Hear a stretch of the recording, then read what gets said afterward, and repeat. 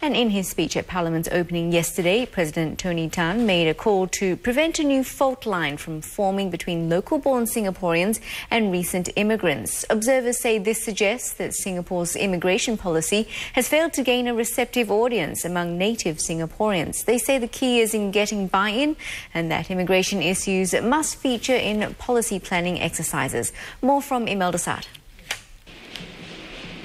More often than not, foreigners are blamed for hot-button issues in Singapore, like jobs, public transport and housing. When new immigrants come to Singapore, they would like to call Singapore a home. And by calling it a home, they would want to purchase their own housing. You know, they would be using the public transport every day for work, for leisure. You know, so everyone all in the end competes for the same resources, and the government really needs to expand these resources so that there is less competition.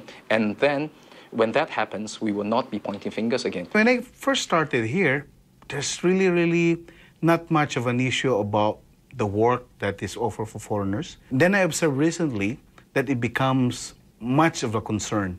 While the government has acted to moderate the inflow of foreign workers, ramp up housing supply and promote a Singaporean first policy, observers say the issue has now moved beyond economics. The question now is really about the contest between identity and space. You know, whether people feel that their space or identity is being encroached, you know, by the influx of foreigners.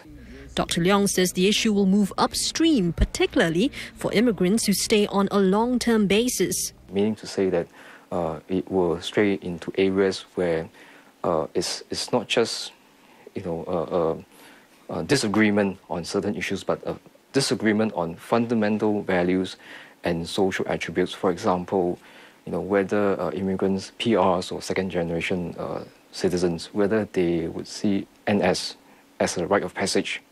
The other potential area of contestation will be in the case of language. Immigrants from the regional countries such as Philippines, Thailand, Vietnam, for example, if they become citizens, some of them may want to consider taking up their native language as a mother tongue.